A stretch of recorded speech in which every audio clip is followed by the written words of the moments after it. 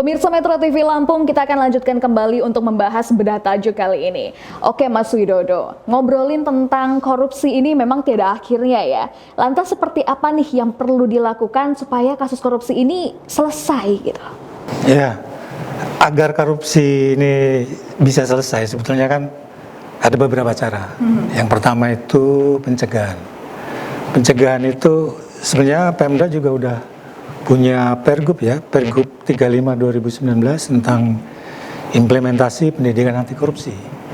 Jadi di situ seluruh siswa dari SD, SMP, SMA diberi semacam kursus pelatihan singkat selama 2 jam ya untuk pendidikan anti korupsi.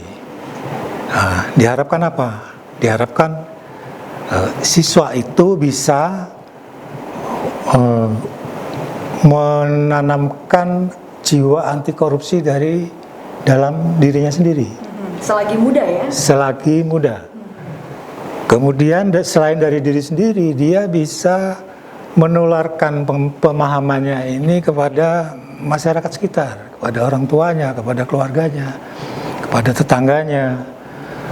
Ini tapi juga ada dalam pelaksanaannya juga ada persoalan juga di situ. Dan dulu juga kita pernah lihat ya, banyak kantin kejujuran toh di sekolah-sekolah, di kejaksaan juga ada dulu, hampir di semua instansi ada kantin kejujuran. Itu kan sebetulnya juga maknanya apa? Pendidikan anti korupsi. Jadi ketika Mbak Dian mau beli sesuatu di situ, tidak ada pedagang di situ.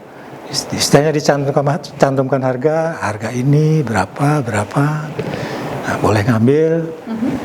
Bahkan ketika mau ngambil kembalian, misalnya uang kita ada lebihnya, kita ngambil sendiri.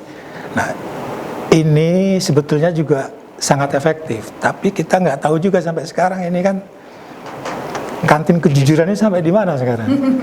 Oke.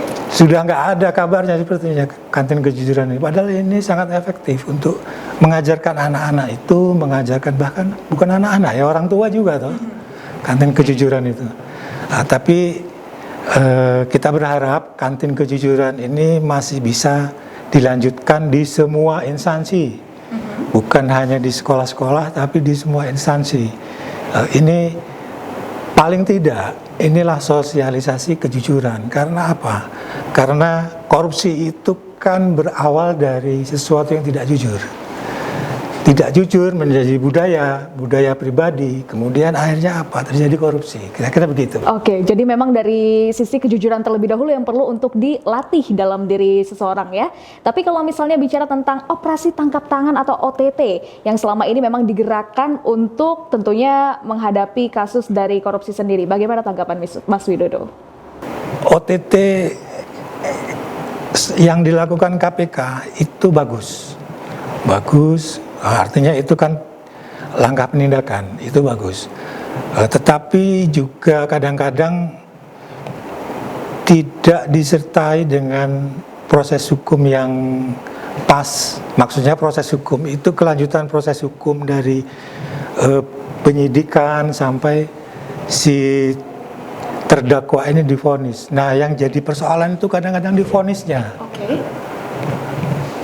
Ketika OTT ramai betul berita, semua koran, semua media massa memberitakan, masyarakat geger.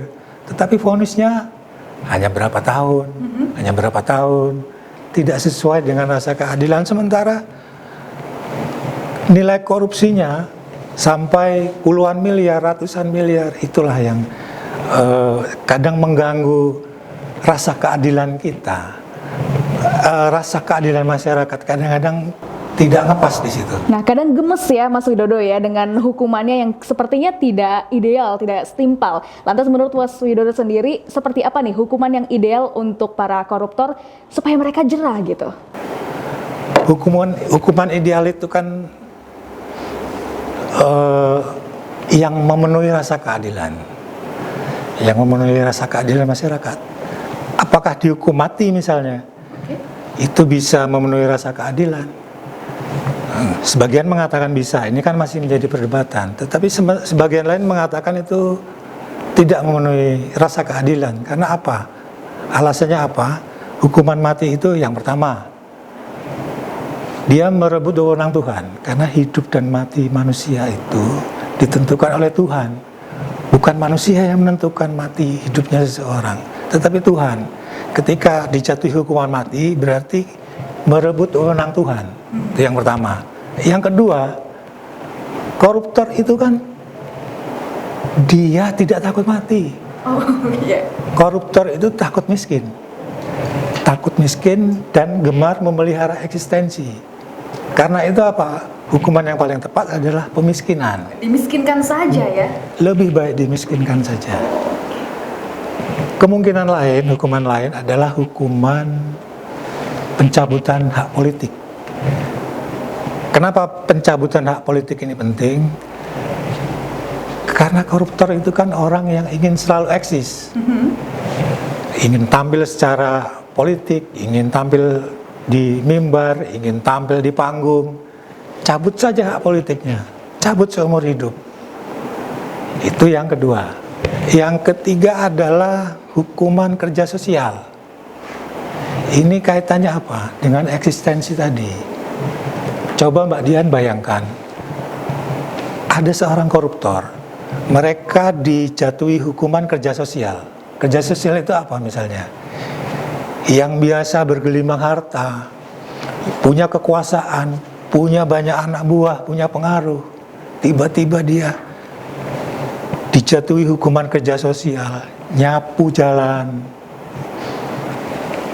bersihkan sampah, mungutin bekas rokok, bungkus rokok, dengan dijaga oleh aparat hukum. Dan jangan lupa, sekarang ini kan zaman medsos. Ketika difoto, disebar, luaskan di medsos. Nah, inilah yang disebut sanksi sosial. Sanksi sosial itu malu. Orang itu malu. Malu karena apa? Disuruh nyapu. Dia biasa punya kekuasaan, dia disuruh nyapu. Nah, itu kemungkinan akan lebih efektif daripada hukuman mati, walaupun sampai sekarang belum ada koruptor yang dihukum mati, toh. Nah, kira-kira itulah beberapa untuk solusinya ya. Solusinya, satu, pemiskinan. Yang kedua, pencabutan hak politik seumur hidup. Dan yang ketiga, hukuman kerja sosial. Oke Mas Widodo, semoga tentunya dengan beberapa aspek tadi itu bisa menimbulkan efek jerah nantinya untuk para pelaku koruptor. Baik pemirsa Metro TV Lampung, demikian pembahasan kita tentang bedah tajuk Lampung Pos kali ini. Tapi jangan kemana-mana karena setelah ini kita akan mengangkat trending topik apa saja yang tayang di 3 platform Lampung Pos Media Group lainnya. Tetaplah bersama kami.